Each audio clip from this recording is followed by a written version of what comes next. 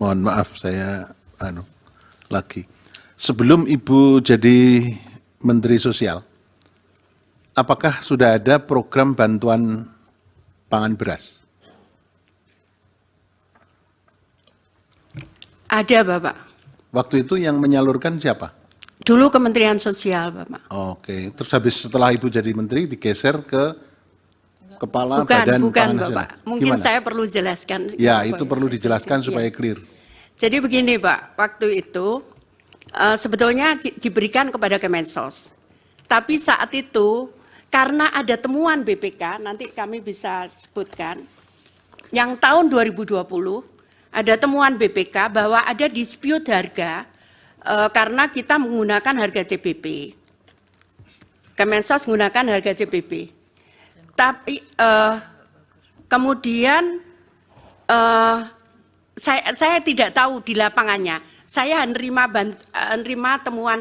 Akhirnya saya sampaikan, kenapa BPK nanyakan, kenapa milih harga CBP, kenapa bukan HET? Itu yang saya tawar saat itu. Kenapa kalau saya menggunakan HET atau harga pasar, saya mau dan tidak ada biaya bungkus. Kemudian ternyata nggak bisa, harus menggunakan dana CBP. Akhirnya kami pun tidak mau karena saya juga khawatir ada temuan kalau menggunakan dana menggunakan harga CBP, saya sampaikan begitu. Oke.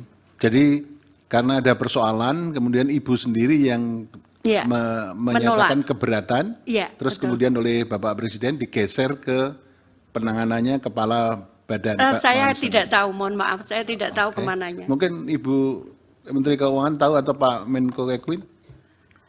Yang mulia Bapak Arief, waktu bantuan sosial dalam bentuk beras itu dieksekusi dulu, ada juga keluhan mengenai kualitas beras. Karena itu biasanya yang menjadi masalah teknis, beras yang sudah lama ada di Bulog, disampaikan dan kualitasnya sudah tidak bagus sehingga menimbulkan persoalan reputasi bagi pemerintah. Pada saat peralihan menjadi bantuan dalam bentuk cash itu dilakukan untuk PKH dan kemudian bantuan pangan sembako, tapi dalam hal ini diberikan tetap tanpa dalam bentuk beras atau in kind, tapi cash kemudian untuk menciptakan perputaran ekonomi di masing-masing daerah. Sedangkan yang Bapanas itu dibentuk tahun 2022 merupakan turunan dari Undang-Undang Nomor 12 mengenai pangan, ketahanan pangan.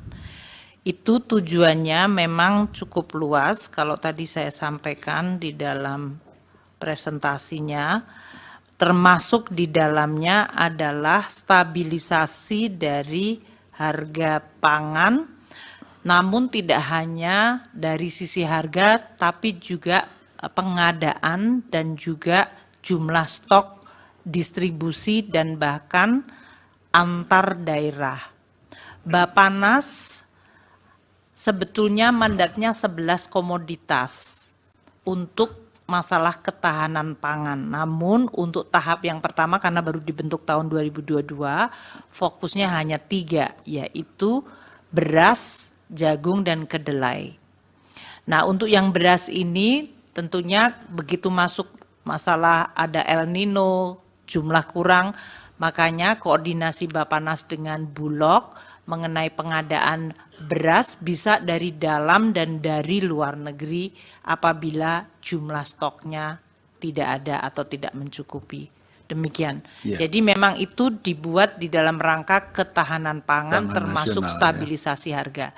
Salah satu aktivitasnya memang bisa memberikan bantuan pangan kepada kelompok tidak mampu.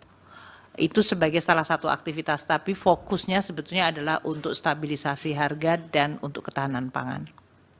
Oke, terima kasih Ibu Menteri.